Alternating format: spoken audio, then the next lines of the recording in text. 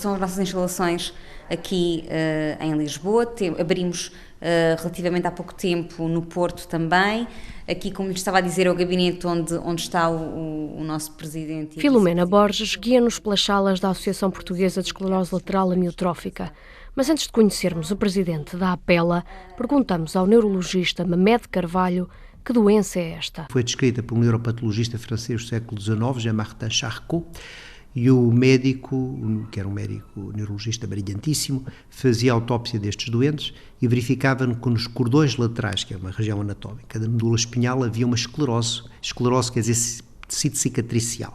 E, portanto, chamou esclerose, porque ele era francês, lateral, portanto, a esclerose dos cordões laterais da medula espinhal, amiotrófica, porque causava falta de força muscular e a amiotrofia, ou seja, a atrofia muscular das pessoas. Mas voltemos à sede da associação, na zona das Olaias, em Lisboa. Agora deixava com o nosso presidente. Então, o meu nome é Pedro Soto, tenho 41 anos, fui diagnosticado com ela em 2015, como a Filomena referiu. Tenho 31 de julho, portanto, tenho a doença há cerca de 1 ano e meio. Sou presidente da APELA neste momento, portanto, foi um projeto que desenvolvi na minha cabeça assim que comecei a frequentar os serviços que a APELA presta neste momento, não é? E senti que havia aqui algumas dificuldades e que, enquanto doente, enquanto utente, poderia ter uma visão diferente e poderia ajudar os outros utentes, tendo eu esta experiência pessoal, não é, na primeira pessoa. Já vamos falar sobre essa experiência pessoal e sobre a doença. Para já traçamos o retrato geral da associação. Nós temos neste momento 715 associados, dos quais cerca de 150 são utentes. Tendo em conta que existe um universo de 800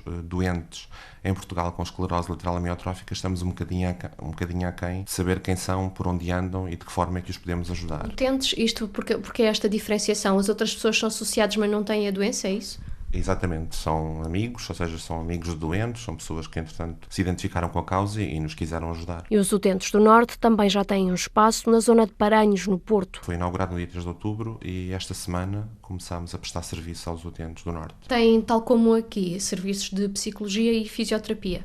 Correto, tentamos chegar ao máximo número de pessoas possíveis.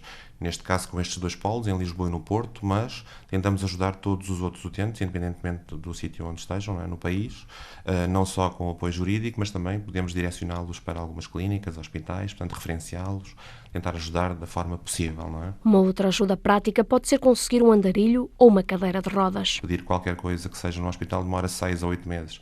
Só para lhe dar uma ideia, se eu pedir um andarilho hoje que preciso dele, vou recebê-lo do hospital se calhar daqui a 8 meses, nessa altura já não preciso dele, preciso de uma cadeira de rodas. É importante esta nossa resposta, embora o nosso banco de produtos de apoio seja um bocadinho pequeno, não é? Mas tentamos ajudar todos aqueles que podemos. É que a associação vive das cotas dos sócios e de donativos. E isso não é suficiente para ajudar todos os doentes. Uma em direção ao teto, bora lá. Isso, boa. Agora ao contrário. O fisioterapeuta João Cabrita está neste momento a trabalhar com um utente. Noutra sala, há uma psicóloga que ajuda doentes e as pessoas que os apoiam. Mas voltemos o olhar para o presidente da Associação Portuguesa de Esclerose Lateral Amiotrófica. É um homem magro, cabelo muito curto, olhos grandes azuis claros, um sorriso largo e um sentido de humor apurado que nem a doença lhe roubou quando chegou de surpresa. Tinha ouvido falar da doença, nunca tinha aprofundado, pensamos sempre que não nos acontece a nós, não é? Foi por isso que eu resolvi abraçar este projeto, ou seja, porque estou na primeira pessoa, não é? Consigo perceber quais são as dificuldades, embora ainda não esteja a passar por todas as dificuldades que alguns dos nossos utentes já têm, não é? Mas consigo perceber, porque consigo antever o que é que me vai acontecer. Pedro Soto está numa cadeira de rodas, aos 41 anos, já não consegue andar. Apesar de tudo, continua a trabalhar como consultor informático. Algumas limitações, como fazia muitas deslocações a clientes, neste momento estou um bocadinho mais limitado, mas continuo a trabalhar. Talvez não consiga trabalhar por muito mais tempo. O diagnóstico da doença foi feito há quase 2 anos pelo neurologista Mehmed Carvalho, uma figura incontornável em Portugal quando se fala de esclerose lateral amiotrófica. Sou neurologista e neurofisiologista clínico, sou professor catedrático da Faculdade de Medicina de Lisboa e diretor do Instituto de Fisiologia, onde estamos, e sou responsável de uma unidade de investigação do Instituto de Medicina Molecular, portanto eu tenho esta triplação. A par da investigação, aqui na Faculdade de Medicina de Lisboa, dá consultas, por exemplo, no Hospital de Santa Maria, tem uma longa experiência. A doença manifesta-se sempre por uma redução da força muscular progressiva, sem dor, sem defeito da sensibilidade e acompanhada em geral por um quadro de atrofia muscular. Também pode haver distúrbios na fala, sintomas que no início se confundem com outros problemas de saúde e podem atrasar o diagnóstico, até porque ainda não são conhecidas as causas desta doença, que vai levando a pouco e pouco a capacidade de andar, de comunicar e de comer.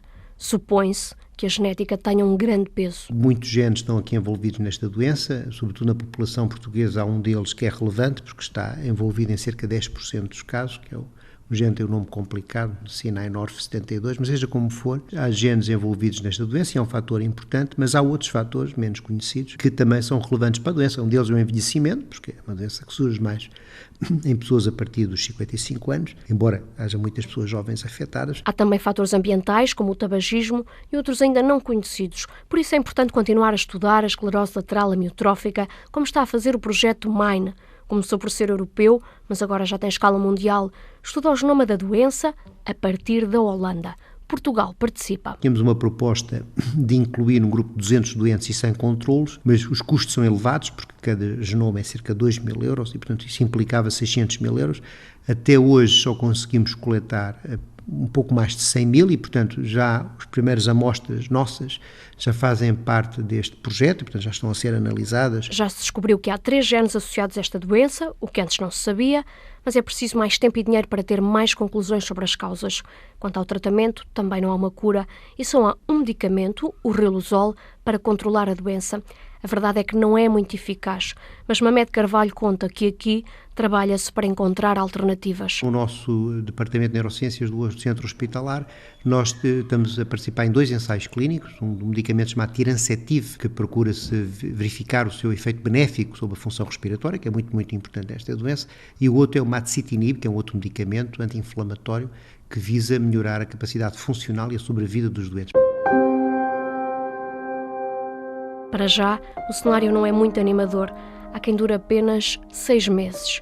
Mas a média é esta.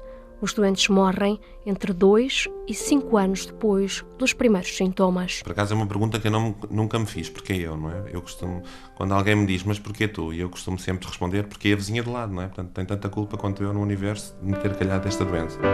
Enquanto houver estrada para andar, a gente vai continuar. Enquanto houver estrada para andar, enquanto houver ventos e mar, a gente não vai parar. Enquanto houver ventos e mar.